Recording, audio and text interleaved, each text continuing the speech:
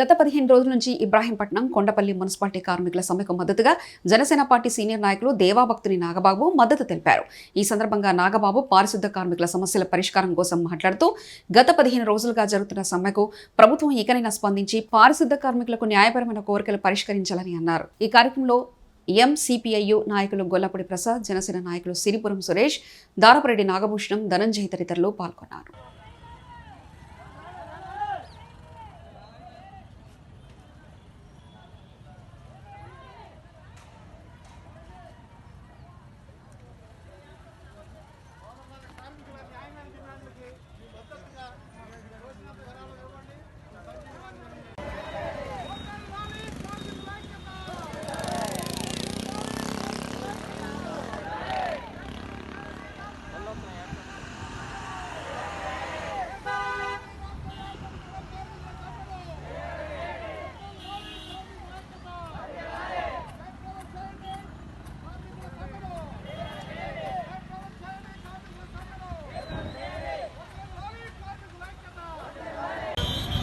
ముందుగా మీడియా మిత్రులకు నమస్కారం. ఈ యొక్క మున్సిపల్ కార్మికుల యొక్క 15వ రోజు నిరవధిక సమ్మెలో భాగంగా పారిశుద్ధ కార్మికుల యొక్క సమ్మెలో భాగంగా ఈ రోజున ఉద్ఘాటన కార్యక్రమం విజయవంతంగా చేయడం జరిగింది. ఏదైతే ప్రభుత్వం ముందు వైఖరితో వాళ్ళ యొక్క న్యాయమైన కోరికలు డిమాండ్లను పరిశీలించకుండా ఉండడం వల్ల వాళ్ళు ఈరోజు ఈ పరిస్థితికి వచ్చారు. ఈరోజు ఈ కార్యక్రమానికి భారీగా మున్సిపల్ కార్మికులు హాజరయ్యారు. వాళ్ళ యొక్క బాధని, వాళ్ళ యొక్క సమస్యలు ఈ విధంగా వ్యక్తపరిచారు. ఈ కొండపల్లి మున్సిపాలిటీలో ఈరోజు ఈ 15వ రోజు నిరవధిక సమ్మెకు మద్దతుగా అభివృద్ధి చేసినటువంటి ప్రజానికానందరూ కూడా ధన్యవాదాలు తెలుపుతున్నాము. రెండవది ఏంటంటే వీళ్ళు ఏ రోజైతే సమ్మె మొదలుపెట్టారు కార్మికులు, ఆ రోజు నుంచి రోడ్లపైన చెత్త పెరిగిపోయి ఉద్దానమైనటువంటి వాసన, చెడు వాసన వస్తుంది.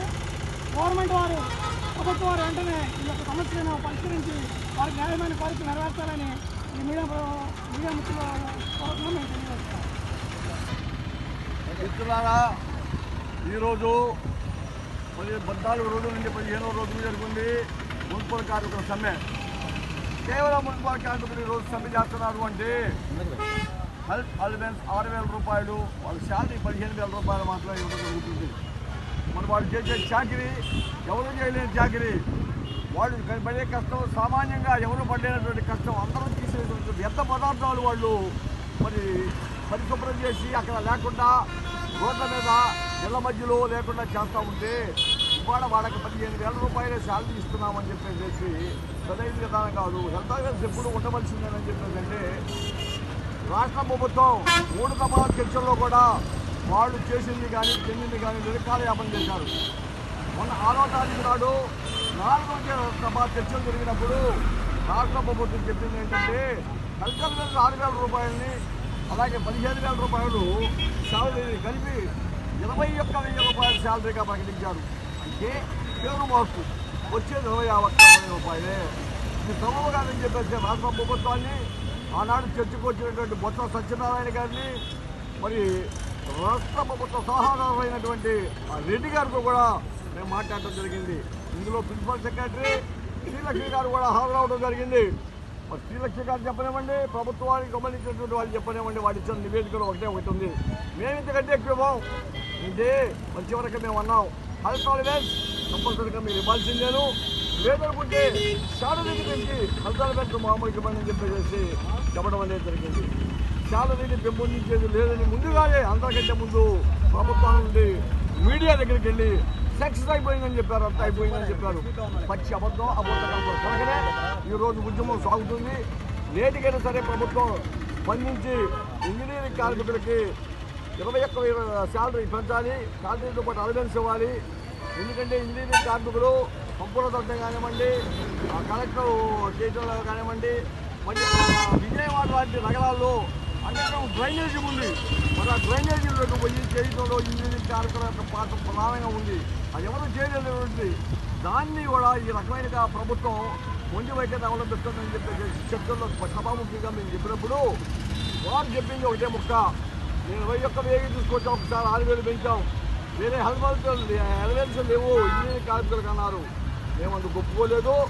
అలా అందుకే సోదరి సోదరులందరికీ కూడా మున్సిపల్ కార్మికుల 15వ వారాంతిక సమ్మెకు విజయవంతంగా నిర్వహిస్తున్నాం.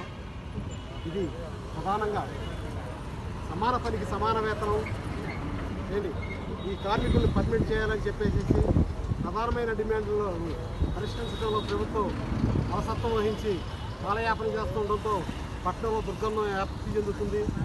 దీనికి సహకరించే శక్తులతో పాటు పాలక పార్టీలు అధికారులు ఈ ఉద్యమానికి తూట్లు పడడానికి బయట గ్రామాల నుంచి తాత్కాలిక కార్మికులను తీసుకొచ్చి బండ్లు పెట్టి ఈ ఉద్యమాన్ని నీరు కాల్చాలనే ప్రయత్నం చేస్తుంది.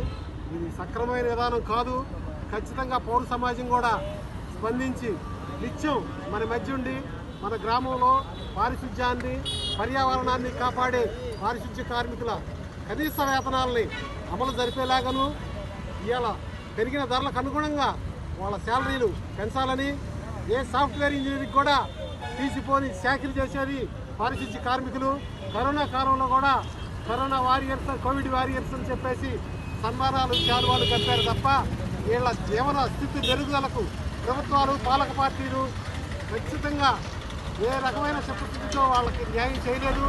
ఆ న్యాయమైన కోరికలు ఈ కార్మిక సోదరుల న్యాయమైన కోరికలు నెరవేరే వరకు వారి డిమాండ్లు పరిష్కరించే వరకు ఈ సమ్మెను నిర్వహిస్తామని చెప్పేసి వాళ్ళకు బాసటగా ఏఐటీసీ, సిఐటియు, ఏఐసిటియు కార్మిక సంఘాల వామపక్షాలన్నీ కూడా వారికి సహకరించే జనసేన లాంటి సోదరులందరి సహకారము కలిసి వచ్చే ప్రజాస్వామిక శక్తులందరి సహకారం తీసుకొని ముందుకు తీసుకుపోతామని చెప్పేసి. ఏం పేరు? నా పేరు గుడ్డేని.